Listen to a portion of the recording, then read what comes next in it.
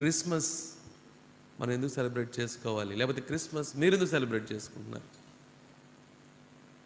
ప్రపంచం అంతా సెలబ్రేట్ చేసుకుంటున్నారు కదా కదా. ఆ ఊరు ఈ ఊరు, ఆ గ్రామం ఈ గ్రామం, ఆ దేశం ఈ దేశం అని లేదు. ప్రతి ప్రాంతంలో కూడా క్రిస్మస్ సెలబ్రేట్ చేసుకుంటున్నారు. సో నా ప్రశ్న, మీరెందుకు సెలబ్రేట్ చేసుకుంటున్నారు? మనం ఎందుకు సెలబ్రేట్ చేసుకోవాలి? చెప్పాలనుకున్న వాళ్ళు ముందుకు రండి. నువ్వు చెప్తావమ్మా.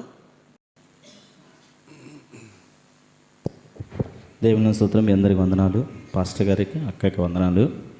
ఒకప్పుడు నేను చిన్నప్పుడైతే అక్కడ ఉన్నప్పుడు ఏదో క్రిస్మస్ అంటే ఒక్కోసారి వస్తుంది, దాన్ని మనం ఇంట్లో అందరూ చేసుకోవాలి, వంటలు వండుకోవాలి, కొత్త బట్టలు కొనుక్కోవాలి అని అనుకునేవాడిని. నిజం క్రిస్మస్ అంటే దేవుడు మన కోసం ఎందుకు వచ్చాడు అనేది బైబిల్ చదివితేనే, పాస్టర్ గారు చెప్తేనే నాకు అర్థమైంది. దేవుడు నాకు తెలిసి నేను గమనించింది అంటే పాపనైనా నా కోసం వచ్చాడు, తర్వాత నన్ను రక్షించడానికి, పాపనైనా నన్ను రక్షించడానికి వచ్చాడని, తర్వాత నేను పాపనై ఉండగానే నన్ను పరలోకానికి తీసుకెళ్లాలని మార్గం చూపడానికి వచ్చాడని నేను నిజంగా తెలుసుకున్నాను. అందుబట్టి దేవునికి స్తుతులు.